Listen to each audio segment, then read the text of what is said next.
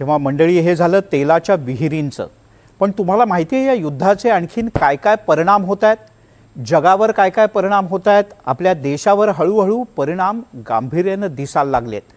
मंडळी तेल महाग होणार म्हणजे पेट्रोल डिझेल कदाचित महाग होऊ शकतं, त्याला थोडासा वेळ लागेल, पण त्याचसोबत भाज्या, औषधं, वेगवेगळ्या प्रकारच्या वस्तू. मंडळी ही यादी एवढ्यावरतीच थांबत नाही, ही यादी बरीच मोठी आहे. काय काय नेमकं आहे ज्याच्यावर याचा परिणाम होतो आणि औषधांसारख्या गोष्टीवर का बरं याचा परिणाम होतो, जाणून घेऊयात एका स्पेशल रिपोर्टमधून.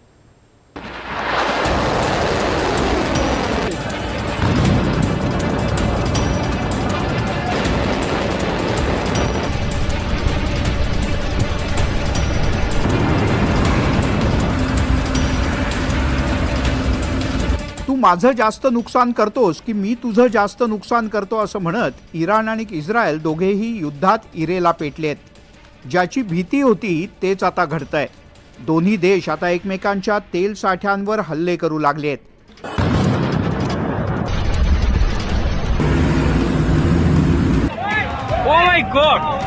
इराण तर संपूर्ण आखातातल्या देशांमधल्या तेल साठ्यांना आग लावत सुटलाय. त्यामुळे संपूर्ण जगाचं तेलाचं गणित गडबडलंय. पण आता हे संकट फक्त तेल आणि LPG गॅस पुरतं मर्यादित राहिलेलं नाही, तर खतांपासून औषधांपर्यंत आणि थेट अन्नापर्यंत पोहोचलंय. सगळ्यावर या पश्चिम महाराष्ट्रातल्या युद्धाचा परिणाम झालाय. सध्या LPGच्या तुटवड्यामुळे अनेक हॉटेल्स बंद झालेत, तर जागतिक बाजारात क्रूड ऑइलची किंमत भडकली आहे. हे युद्ध आणखीन काही काळ सुरू राहिलं तर अन्नपदार्थ महागतील, औषधं महागतील आणि खतं सुद्धा. इस्रायल इराण एकमेकांच्या तेल साठ्यांवर हल्ला करू लागल्यानं जगभरात मोठं तेल संकट आलंय. जगातील 20% तेल आणि वायूच्या वाहतुकीसाठी महत्त्वाची असलेली होर्मुझची सामुद्रधुनी बंद झाल्यानं अनेक देशांमधील तेल गॅस वाहतूक ठप्प झाली आहे.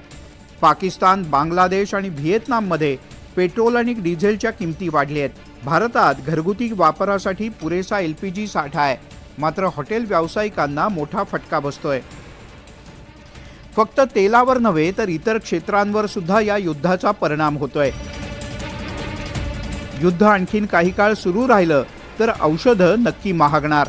औषधांसाठी लागणारा बहुतांश कच्चा माल आयात केला जातो. तसंच औषधांच्या पॅकेजिंगमध्ये ॲल्युमिनियमचा आणि प्लॅस्टिकचा जास्त वापर असतो.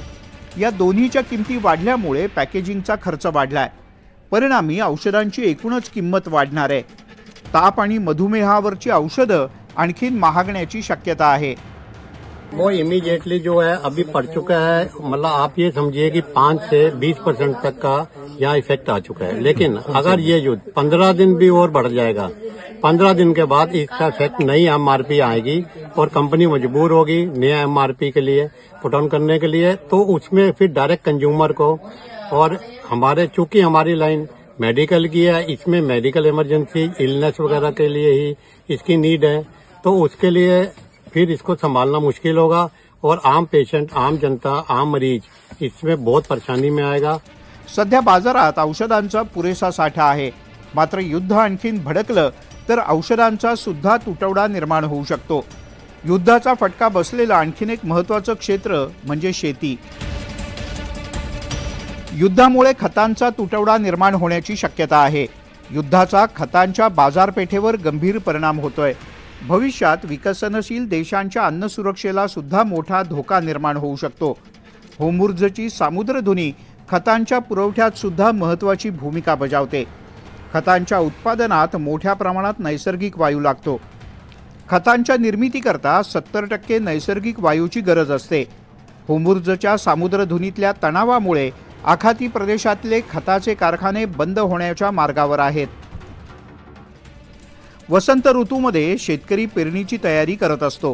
त्याच वेळेला हा खतांचा तुटवडा निर्माण होण्याची शक्यता आहे. काही काळापूर्वीच देशांतर्गत पुरवठा सुरळीत करण्यासाठी चीननं युरिया आणि इतर खतांच्या निर्यातीवर निर्बंध घातले. त्यामुळे जागतिक बाजारपेठेत युरिया कमी आहे. त्यातच आता खतांचं संकट शेतकऱ्यांच्या डोक्यावर आलंय. खतांचा तुटवडा निर्माण झाला तर अन्नधान्य उत्पादनावर सुद्धा त्याचा गंभीर परिणाम होऊ शकतो. अगदी सगळीच अन्नसाखळी धोक्यात येण्याची शक्यता आहे. LPGच्या तुटवड्यामुळे हॉटेलमध्ये चहा, नाश्ता आणि जेवणाचे आधीच हाल होत आहेत. त्यातच आता युद्ध आणखीन बराच काळ सुरू राहिलं तर अनेक देशांमध्ये अन्नचक्रच बिघडणार आहे. सामने बढ़ाओ. Bureau report, NDTV Marathi, Mumbai.